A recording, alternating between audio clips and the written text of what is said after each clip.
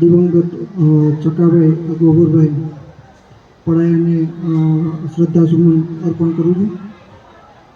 મારો એમની સાથે બહુ કોન્ટેક્ટ તો નથી. હું છેલ્લા લગભગ 2-3 વર્ષથી ધમ મુવમેન્ટમાં જોડાયેલો છું, પણ લગભગ 5 કે 7 વાર મારી એમની સાથે મુલાકાત થઈ.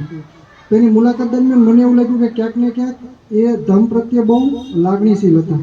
ધમનું કોઈ બી કાર્ય હોય તો જોવા મળે, પૂર્ણિમા ઉજવાતી હોય કે બીજા કોઈ બી કાર્યક્રમ હોય તો એ ક્યાંક ને ક્યાંક એ હાજર દેખાતા અને પોતાની હાજરી આપતા અને પોતાનો સમય આપતા, પોતાનું જ્ઞાન આપતા. અને બીજી એક વાત એ કે આપણે રાજસ્થાનથી એક પ્રોફેસર છે, એ પોતે 84,000 ધમપદીને વિતરણ કરવાનો એક વિચાર હતો. તો એ પડાયા સાહેબે લગભગ ત્યાંથી 101 ધમપદ મગાવ્યા હતા. તો ઘણીવાર અમને ફોન આવતો કે ભાઈ તમે ધમપદ મારા ઘરેથી લઈ જાઓ અને તમે મિત્ર સર્કલમાં એને આપજો, એટલે શું કે બુદ્ધનો ધમ લોકો વાંચે તો એનામાં ઉતરે, એનામાં વિચાર આવે. તો સમયની અનુકૂળતા અમારી પાસે એટલી નહોતી કે કઈ ત્યારે અમે જઈ શકીએ. તો બીજી વાર, ત્રીજી વાર, 3 વાર ફોન કરેલો. કોઈ વ્યક્તિએ આપણને એકવાર ફોન કરે અને પછી આપણે જવાબ ન દઈએ તો પછી ફોન કરવાનું ટાળી દેતા હોઈએ. પણ મને ખુદને 3 વાર ફોન આવ્યો. એકવાર કલેક્ટર કચેરી અમે ભેગા થયા તો ત્યાં મને સાઈડમાં લઈને કીધું કે સતીશી કે ધમપદ પડ્યા છે ઘરે, તો તમે અને ભંતે કે આવીને લઈ જાજો, જેથી કરીને તમે મિત્ર સર્કલમાં વેચી શકો અને એનો પ્રચાર પ્રસાર કરી શકો. પછી છેલ્લે કલેક્ટર કચેરી અમે ત્યાં ભેગા થયા અને પછી લગભગ એને 1-2 દિવસમાં છે અમે પછી ટાઈમ મળ્યો એટલે અમે એમના ઘરે ગયા. એટલે એને સરસ મજાનું એક પેકિંગ કરીને રાખ્યું હતું ધમપદનું, એ અમને આપ્યું અને કીધું કે તમે મિત્ર સર્કલમાં આ પુસ્તકો વેચજો. એટલે ધમ પ્રત્યેનો એનો લગાવ આવો હતો. બરોબર છે. કોઈ વસ્તુને માની લો કે એકવાર કોઈ જવાબ ન દે, 2 વાર જવાબ ન દે તો કોઈ વસ્તુને પડતી ન મૂકી દેવી, એને કન્ટિન્યુ રાખવી. તો આટલું કહી હું મારી વાણીને વિરામ આપું છું અને ફરીવાર ચકાભાઈ ગોબરભાઈ પડાયાને હું મારા શ્રદ્ધાસુમન અર્પણ કરું છું. ચક્કા બાપા એક એવા વ્યક્તિ હતા કે જેમને બાબા સાહેબ અને બુદ્ધ પોતાના હૃદયની અંદર ઉતારી અને સમાજ સમક્ષ એમનાથી શક્ય હતું એટલો ધમ અને બાબા સાહેબના વિચારો સમાજને સમર્પિત કર્યા. ચક્કા બાપા આપણી વચ્ચેથી વિદાયમાન થઈ ગયા છે એટલે એક ધમને અને એક બાબા સાહેબના વિચારને એક મોટો આપણા માટે શબ્દમાં કહી તો ખોટ કહેવાય. એના જેવું આચરણ, એના જેવું જે જીવન છે એ જીવવા માટે બહુ કઠિન છે.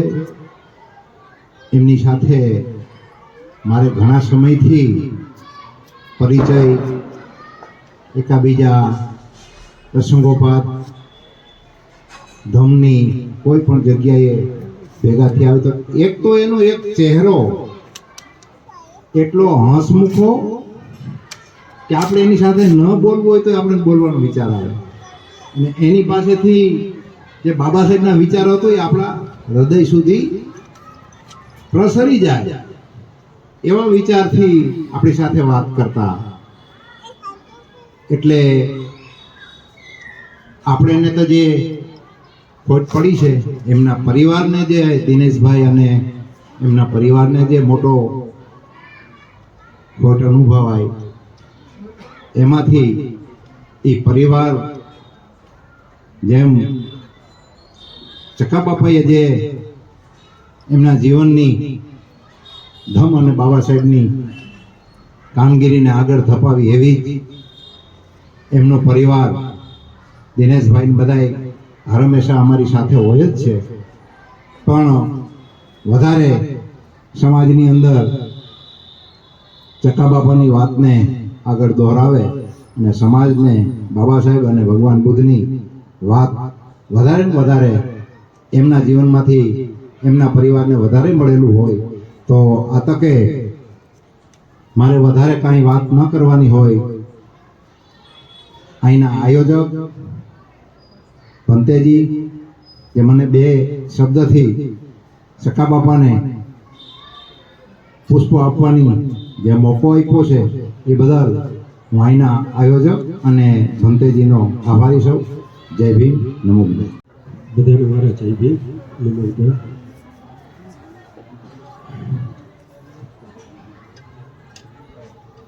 મારે ને એવો લાગણીશીલ સંબંધ કે બાપ દીકરાને હોય તો દિનેશભાઈને તો અમે ભાઈઓની જેમ જ હતા, પણ એને એક એવો એટલી લાગણી કે એની હદ બહારની લાગણી કે એક ફોન કરો ને જો એ ના આવે ને એવું બન્યું નથી અત્યાર સુધી. અત્યાર સુધી એવું નથી કીધું મેં એને ફોન કર્યો ના આવ્યો. આ આપણે 17 તારીખનો કાર્યક્રમ કર્યો, આપણે 15 તારીખનો, ત્યારે મેં એને કીધું કે બાપા આ કામ છે ને આવવાનું છે, આપણે વિદ્યાર્થીઓને ઇનામ વિતરણ કરવાનું, થોડું પ્રોત્સાહનનું કામ છે. તો એ પૂનમ હતી, તો એ શુભમનું જે પૂનમનો કાર્યક્રમ પતાવીને આવ્યો અને અમે 11:30 વાગ્યા સુધી અહીંયા રહ્યા, હસી મજાક કરી.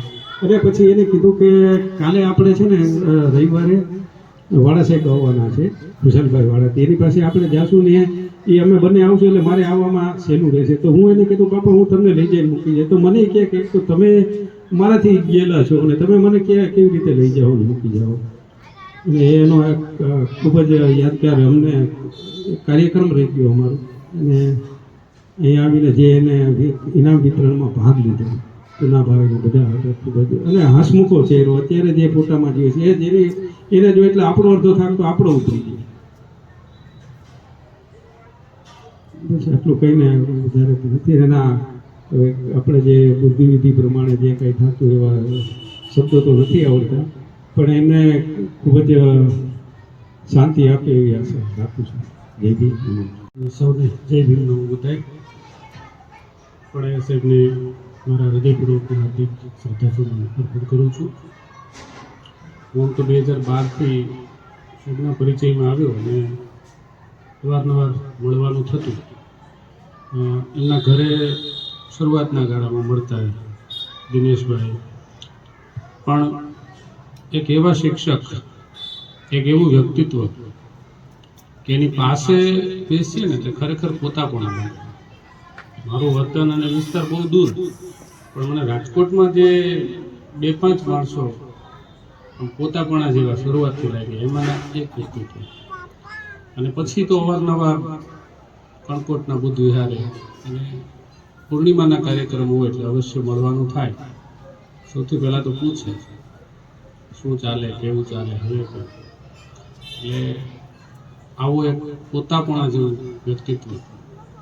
ભાઈએ કહ્યું કે એમની પાસે બેસીને 2 વાત કરવાનું મન થાય, બેસવાનું મન થાય. અને હું માનું છું ત્યાં સુધી એક એવા સાતત્યપૂર્ણ જીવન જીવીને ગયા કે એ રસ્તે ચાલવું એ પણ એક મારી કલ્પના બહારની વાત છે કે આટલા વર્ષ સુધી એક વિચાર સાથે, એક કાર્ય સાથે, એક પરિવારના મોભી તરીકે જેટલી વાતો વાગળી એટલી આપણે બધા પ્રાર્થના કરીએ કે તથાગત બુદ્ધ એને ચિર શાંતિ અર્પે. અને દિનેશભાઈ અને પરિવાર પર ક્યારેય ન પૂરી શકાય એવી ફળ. હું ને મારા મિત્ર લાખનભાઈ અમે લગભગ 5:30થી ત્યાં આવ્યા, પણ હજુ સુધી અમને એમ નથી થતું કે એમની પાસેથી ઘરે જઈએ. આ એનો પ્રેમ છે, એમની લાગણી છે. મિત્ર માણસ 5-10 મિનિટ બેસે, આપણે ગમે તેવા સંબંધ હોય, પણ એમ થાય કે હજુ એ પરિવારની પાસે બેસે, એટલે ન પૂરી શકાય એવી એના પરિવાર માટે ખોટ છે. અને આ ધમકારવાનું અને બાબા સાહેબના મિશનને પણ આવા કમિટેડ લોકોની ખોટ પડે છે.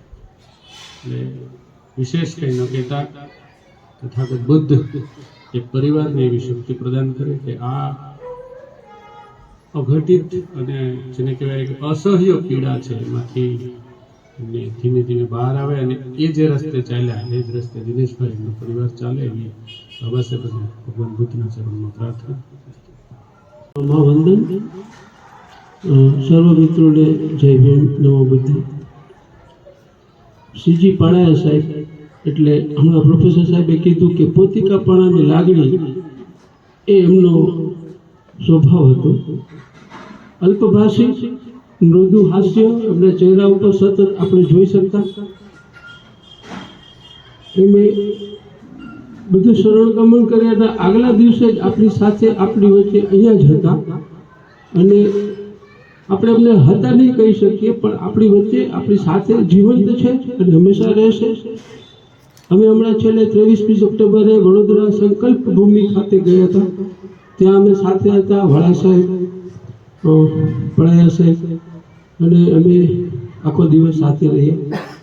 કોઈ પણ કાર્યક્રમ હોય, 14મી એપ્રિલ હોય, પૂર્ણિમા મહોત્સવની ઉજવણી હોય કે નાનો મોટો કોઈ પણ કાર્યક્રમ હોય, ત્યાં પુસ્તકોનું એક ટેબલ લઈને આપણા સમાજના ભાઈઓ બહેનોને પુસ્તકો વિતરણ કરતા. કોઈ પુસ્તક વિનામૂલ્યે આપવા જેવું હોય તો બધાને આપતા. કોઈની કિંમત સામાન્ય હતી, 15 રૂપિયા, 20 રૂપિયા, તો એ સ્વેચ્છાએ સૌ કોઈ એમની પાસેથી લેતા. સતત હસતું વ્યક્તિત્વ એટલે શ્રીજી પડાયા સાહેબ. આપણે એમના સમસ્ત પરિવારને ભગવાન બુદ્ધ ખૂબ હિંમત આપે અને આ દુઃખ સહન કરવાની ક્ષમતા પ્રદાન કરે એવી ભગવાન બુદ્ધને, બાબા સાહેબને, માતા રમાની પ્રાર્થના અને દુઆઓ સાથે અસ્તુ. ચક્કા બાપાની વાત બધાએ કરી, પણ અમારે એક અલગ વાત કરવાની. મારે ધર્માંતરનો કાર્યક્રમ હતો સુગમ વિહારમાં, એટલે મને એવી રીતના વાત કરી. એટલે અમે ગ્રુપમાં હતા, એક બાજુ બેઠા. એટલે મને કે વિનુભાઈ તમે ધર્માંતર કરેલું છે કે નહીં? એટલે પછી મેં અમારા ગામડે જ્યારે 84ની સાલમાં ધર્માંતર થયું ને એ વિશે મેં એમને વાત કરી, ત્યારે મને કહેતો તો તમે બહુ વહેલા ધર્માંતર કરેલું છે. પણ મેં ધર્માંતર કર્યું છે ખરા, પણ અમે જે રજિસ્ટરમાં નથી, એટલે હું વિનુભાઈથી ઓળખાવું છું કીધું. મને કે કોઈ વાંધો નહીં, પણ તમારામાં પરિવર્તન તો 84માં આવી ગયા છે ને કીધું. હા, એટલે એવી વાત કરતા અમારે પરિચય તો ઘણા ટાઈમ થયો, એટલે મને કુંડ ભેગા થાય એટલે ગમે એની હારે હોય તો મને હરખાવે ને વાત કરાવે. એ કે આ વિનુભાઈ છે, એ લોકોએ 84ની સાલથી આ લોકોએ આવું કર્યું કે જ્યોતિબા ફૂલેની જન્મજયંતિ નિમિત્તે 150 ગામના ભેગા કરી અને આવું ધર્માંતરનો કાર્ય કરેલો એવું સીએ સાહેબ કહેતા. અને બીજી વાત એ છે કે એવું એ પોતે ઉંમરમાં મોટા હોય પણ ગમે એની સાથે એને બેસવું, આ તે એવું એના મનમાં એવું નહીં કે ભાઈ હાલો હવે આપણે મારા વડીલ જ છે તો આપણે એની યારે બેવું નહીં. યુવાનો હોય એની સાથે પણ એવી વાત કરે. એટલે વિશેષ તો કાંઈ નહીં કહેતા, આપણે બધાને ખબર જ છે ચકા બાપા શું કામ કરતા. આપણે પણ એ રસ્તે ચાલી અને એમના પરિવારને ભગવાન બુદ્ધ બાબા સાહેબ આ દુઃખ કરવાની સહન શક્તિ અર્પે અને આમાંથી વહેલી તકે બહાર આવી અને ભગવાન બુદ્ધ બાબા સાહેબનું કામ કરે પરિવાર. એ સાથે બધાને જય ભીમ, અને મારી શ્રદ્ધાંજલિ અર્પું છું. જય ભીમ. નમસ્તે સર્વને, જય ભીમ, નમો બુદ્ધાય. માનનીય શ્રી ચકા બાપા પડાયા અને એમના જીવન વિશે બહુ જાજુ તો મને ખબર નથી, પણ એક અનુભવ એમની સાથેનો અમારો, અમે જ્યારે બહુ ગયા હતા ત્યાં મારા ધર્મપત્ની પણ સાથે હતા. તો એમને એવું કીધેલું કે મારા દીકરાની દીકરી માટે એક પર્સ લેવું છે, પણ મેં કોઈ દી પર્સ ખરીદ્યું નથી. હવે છોકરીઓની શું પસંદગી હોય એટલે મારા ઘરના કે બેટા તું જ લઈ આવી, અને એ પર્સ લીધું. અને એમનો સ્વભાવ એટલો બધો સરળ હતો. અને 2014માં અમે પરિચયમાં આવ્યા, 15માં અમે પ્રવાસમાં સાથે ગયા હતા. એટલો બધો સરળ સ્વભાવ અને શાંત સ્વભાવ, અને બધા હારે હળી મળીને રહેવું, અને સર્વેને પોતાના જ માને એમ. કોઈ આમ વિખૂટું ન લાગે આપણને કે આ પડાયા બાપા. અમે પડાયા બાપા જ કહેતા, એમને નામથી ન બોલાવતા. મારા ઘરના કે પડાયા બાપાને ધ્યાન રાખજો, બધે જ્યાં જઈએ કે પડાયા બાપાને ધ્યાન રાખજો. મેં કે હું સાથે છું, બધા સાથે પડાયા બાપાને ધ્યાન રાખવા. ભગવાન બુદ્ધ તો છે જ. હવે આ શિક્ષક શ્રી હતા અને પ્રિન્સિપાલ હતા. એમના સમયમાં કોઈ પણ શિક્ષક બૌદ્ધ ધર્મ કે ડોક્ટર આંબેડકરવાદ ઉપર આગળ કોઈ નતા આવેલા, અને ત્યારે સૌ પ્રથમ શિક્ષક હતા જે બૌદ્ધ ધર્મને અંગીકાર કર્યો અને બૌદ્ધ ધર્મના પુસ્તકો અને સાહિત્યનો પ્રચાર કર્યો. આવા એક જ અત્યારે તો ઘણા બધા શિક્ષકો છે બૌદ્ધ ધર્મમાં, અને આંબેડકરવાદના જે વિચારને પ્રચાર માટે ઘણા બધા શિક્ષકો તૈનાત છે અને એ સર્વેનો પણ આ તકે આપણે આભાર માનવો જોઈએ. અને એમને રાહ સીધો ચકુબાબાઈ એ વખતે બહુ એવી પરિસ્થિતિ હતી ખરાબ. એ સમયમાં બૌદ્ધ ધર્મનો પ્રચાર કરતા અને આ એમના કુટુંબ પર અત્યારે આવી પડેલી દુઃખદ પરિસ્થિતિમાંથી બહાર નીકળવા ભગવાન બુદ્ધ સહાય કરે એવી સંકલ્પ સાથે વિરમું છું.